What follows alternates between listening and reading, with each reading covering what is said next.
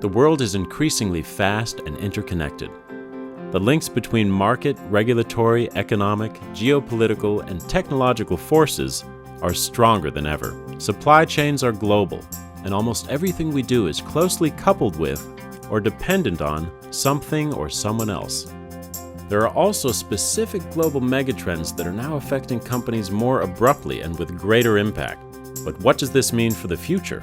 For starters, it means that there are no safe business models. Products and services that were innovative a few years ago are commoditized or no longer relevant. New organizations come to life overnight. The lines between markets, industries, and geographies are no longer so linear. What does this mean? What can organizations do to prosper over the next decade? Change brings new risks, but it also brings amazing new opportunities that change the way we do business. We believe in building a culture of adaptation that will allow organizations to identify and catalog known risks and opportunities, navigate the unknown, and enable them to use all the disruption to their advantage. Enterprise resilience is an organization's capacity to anticipate and react to change, not only to survive, but to evolve.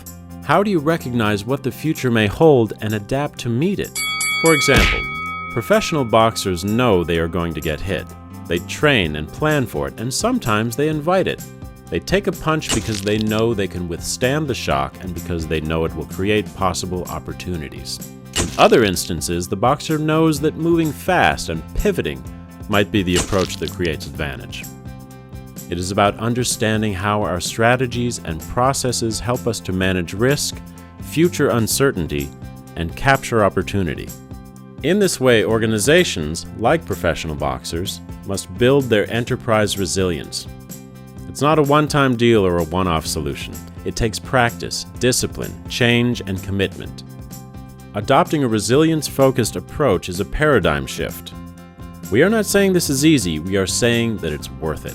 Taking a strategic approach to enterprise resilience requires us to consider the things that set our companies up to survive and thrive. We want to be able to avoid the punch before the arm is even lifted to swing, and take advantage of what's about to happen. We also want to be prepared to take some of those punches if necessary and come back swinging. The PwC Enterprise Resilience Framework helps leaders understand whether their resilience is in the shape it needs to be. PwC focuses on key characteristics to help you make sure your corporate immunity is in the right shape to weather both the predictable matches and those unexpected blows. Some things that increase resilience are ingrained. The way our boards set and manage strategies so they adapt to change. Enterprise risk management, business continuity capabilities, security systems, and so on. But others take more effort, and this is where opportunities can be capitalized. How is your culture affecting your resilience? What about your values, your capability and capacity, innovation, and your social capital? Adaptive capacity is the ability to reorganize to meet change, both expected and unexpected. It's not about constantly changing your strategy every time the environment shifts. It's about being able to understand the shifts in the environment and to evolve in order to meet your goals. Trust is about the ability to create investment-worthy, rewarding relationships. For example, a trusted organization is more likely to be offered new opportunities, and they're more likely to be forgiven if they make a mistake. Agility is about implementing decisions with appropriate speed.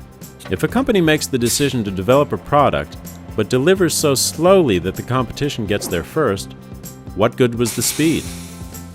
Or if you rush through an implementation, there's a higher chance that pitfalls will not be addressed before they hurt the user experience. Relevance is about delivering service in a way that meets current needs. For example, the companies that manufactured roadmaps and magazines have seen the demand for their products decline. Organizations looking to secure the best talent have to consider the current trends of workforces seeking more flexibility and mobility. Coherence means the ability to make joined-up, mutually supportive decisions. For example, solidifying the relationship between our production teams and our social media teams allows us to react more quickly and make better overall decisions. Reliability means consistently delivering to expected quality and doing it on time. For example, in healthcare companies, patients will expect timely, professional, and knowledgeable care. Suppliers need to deliver on spec and on time. Technology users expect their technology to be available whenever they need it. What do you need to do? First, assess how you make a direct investment in resilience. And we don't mean insurance.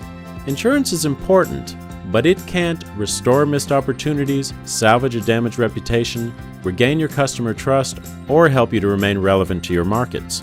We believe building an organization that recognizes the value of investing in being one step ahead avoids remediation and is more cost and time effective. Second, give your organization's immune system a thorough health exam, a full checkup before the big fight. Stress testing today is what people do to avoid a health crisis tomorrow. It's the same for the health and survival of organizations. The speed of change in the world will continue to make things more and more complex.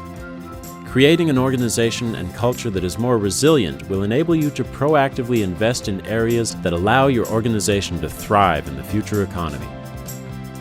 Be prepared, be flexible, be proactive. In one word, be resilient.